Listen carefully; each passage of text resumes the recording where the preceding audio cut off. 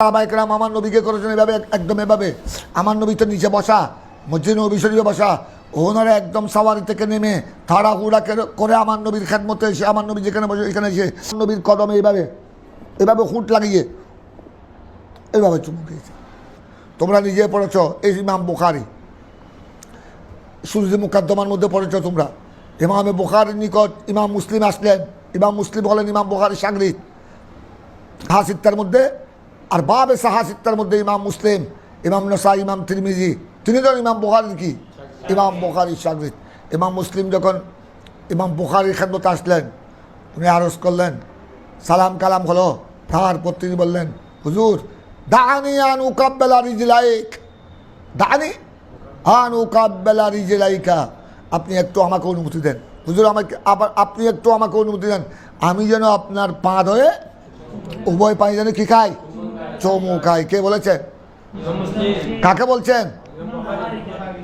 কিন্তু এটা না যায় হলে কি, সেই জন্য ইমাম মুসলিম, ইমাম বুখারী এত বড় একজন ইমাম বুখারী, যেমনি ইমাম মুসলিম এমনি দুজন হাদিসের কত বড় ইমাম, উনি কি এই কথা বলতেন একটা না যায় কাজের জন্য অনুমতি চাইতেন? বুঝে গেল যুগ যুগ ধরে একদম সাহাবায়ে-কেরামের জমানা থেকে কদম বুসি কি আছে। আর আমরা যেটা কদম বুসি করছি, আমাদের কদম বুসি তো হলো আপনার হাতের মাধ্যমে করছি। আমরা তো ডাইরেক্ট কদম বুসি নয়, আমরা তো করি অন্তত, আমরা তো এরকম ঝুঁকিও না, আমরা তো দুই হাত লাগাই, মা বাবা উস্তাদ পীর মুর্শিদ এদের পায়ে কি লাগাইয়ে, হাত লাগিয়ে আমরা এটাকে হাতে কি করি, আমার হাতে চুমু খাই। আমাদেরটা দলিল হলো, আমাদের দলিল আছে, আমরা করি এটা বিল ওয়াসিতা, আমরা কদম বুসি করি কি বিল ওয়াসিতা। কিসের ওয়াসিতা? কিসের মাধ্যমে? হাতের মাধ্যমে। এটার দলিল ওই তোমাদের ইসলাম তাকবীরুল হাজারিল আসওয়াদ, হজরে আসওয়াদের চুমা।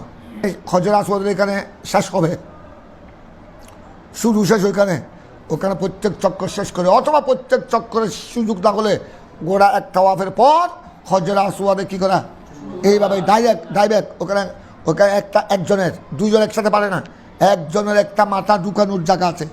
হজরে আসওয়াদ হানায় কাবারের কর্নারে দেওয়ালের ভিতর, তারপরে এভাবে গোড়া মাথা খল্লা ঢুকিয়ে এইভাবে হজরে আসওয়াদকে চুমু দেয়, এই চুমু খায়। এটার নাম হলো চুমা, তকবিলুল হাজারিল আসওয়াদ আর শরীয়তের মশলা।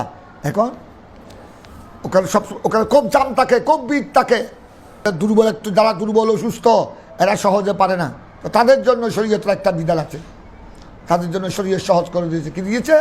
যদি তারা, আমাদের দেখো, যদি তারা ওখানে ডাইরেক্ট চুট দিয়ে যদি কী করতে না পারে, তখন তারা ইসলাম করবে। তারা কি করবে? ইসলাম বিলিয়াত, অর্থাৎ এই ইসলাম, আমরা বর্তমানে যে কদম বুসি করি ওইটা ওখান থেকে এসেছে আমাদের দলিলটা। তখন হজরে আসওয়াদে তো ডাইরেক্ট আপনার হাজি বা উমরাকারী ডাইরেক্ট হুঁট দিয়ে চুমা খেতে পারছে না জামের জন্য, ভিড়ের জন্য, তখন উনি কী করে, কোনো প্রকারে এভাবে ওখানে হজরে আসওয়াদে হাতটা বাজায়, হাতটা লাগাইয়ে হাতটা চুমু খায়, এভাবে লাগায়, তারপর হাতটা কী হয়, কী করে, এইটার নাম হলো ইসলাম। অর্থাৎ উনি ডাইরেক্ট চুমু খেতে পারলো না, উনি কিসের মাধ্যমে চুমু খেলো?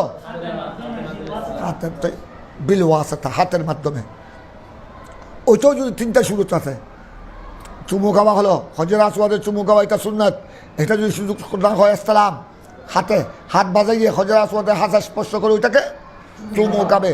আর এটা তো তুমি হাত বাজাবার জন্য তো নিকটে যেতে হবে, হাত বাজাবার জন্য তো তুমি হজরে আসওয়াদের নিকটে যেতে হবে। এখন এক ধাক্কায় অনেক দূরে ফেলে যায়, তখন তো তুমি ইসলামও করতে পারবে না, তখন হলো ইশারা, তখন ইশারা ইমা, তখন দূর থেকে যেখানে জায়গা পেয়েছো এখানে ইশারা করবা, ইশারা করে কি করবা, তওয়াফ শুরু করবে, এভাবে হাত ইশারা, হজরে আসওয়াদ থেকে ডান হাতকে এইভাবে ইশারা করবা, ওই বরাবর গিয়ে এইভাবে ইশারা করে বিসমিল্লাহ আল্লাহু আকবার ওয়ালিল্লাহিল হামদ, এইভাবে ইশারা করে হাতের এই পাশে চুমু করবে, এটার নাম হলো ইশারা।